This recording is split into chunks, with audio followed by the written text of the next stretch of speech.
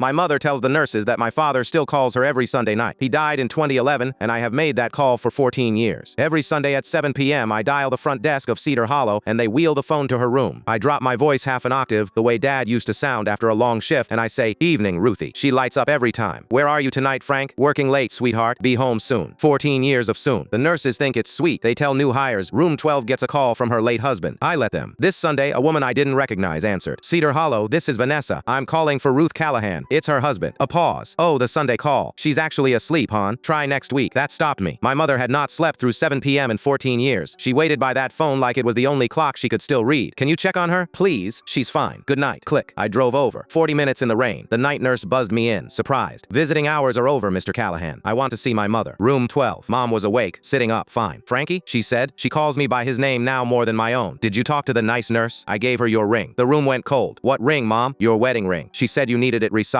For our anniversary." She held up her bare left hand and beamed. "Vanessa's taking care of it. Dad's ring. She'd worn it on her thumb since the funeral. I'd watched her rub it 1,000 times. When did you give it to her?" "Tuesday, when you visited." Her face was so happy. "You look so handsome, Frank." I hadn't visited Tuesday. I had never once been Frank inside that building. I went to the front desk. "I need to speak to Vanessa." The night nurse frowned. "Vanessa's off till Sunday. Does she take the phone in to my mother?" "The 7 o'clock call?" "Yeah. She swapped on to Sundays a few months back. Said she liked the quiet." A few months. I thought about the earrings I'd noticed missing in October. The pearl brooch that was Grandma's. The little things I told myself Mom had simply misplaced. "I want a list of everyone who signed into her room." "Who signed in Tuesday?" She pulled the log, ran her finger down it, and stopped. "Nobody. No visitors Tuesday." Then quieter. "But Vanessa clocked a shift she wasn't scheduled for." I didn't call the police. Not yet. A dementia patient's word against a nurse's. I knew exactly how that ends. So I planned. The next Sunday I called at 7 p.m. sharp. Vanessa answered, sweet as syrup. "Cedar Hollow. Evening. It's Frank Callahan." For Ruth. The smallest hitch in her breath. "Of course." One moment while I take the phone in. I heard the wheels. The door. My mother's delighted gasp. Then I said, in Dad's voice, loud enough to carry, "Ruthie, listen. That ring I gave the nurse to resize, I need it back tonight. My brother's a jeweler, remember? He's coming by. Have the nurse bring it to the desk right now while I'm on the line." Silence. "Frank," my mother said. "Vanessa's right here. I'll ask her." Muffled, I heard her. "He wants the ring back, dear. Frank's brother's coming for it." And Vanessa, not knowing I could hear every word, hissed low and fast, "There's no ring, Ruth. You never gave me a ring. You're confused again. You imagined Frank, remember? Frank's dead." My mother's voice broke. He calls me every Sunday. That's the dementia, sweetheart. Now hang up the phone." What Vanessa didn't know was that I was sitting in the Cedar Hollow parking lot, and I'd handed my phone. The call still lives, still recording, to the 2 police officers standing beside my car. The ones I'd brought with me this time. They walked in while she was still telling my mother the ring never existed. They found it in her locker with a brooch, the earrings, and a pawn ticket dated Tuesday, the day Frank had visited. The officer set the ring in my mother's palm and folded her fingers over it. She looked at it, then at the phone still pressed to her ear. "Frank," she said, "the nice nurse found your ring." And I said in his voice one last time, "I know, Ruthie, I know."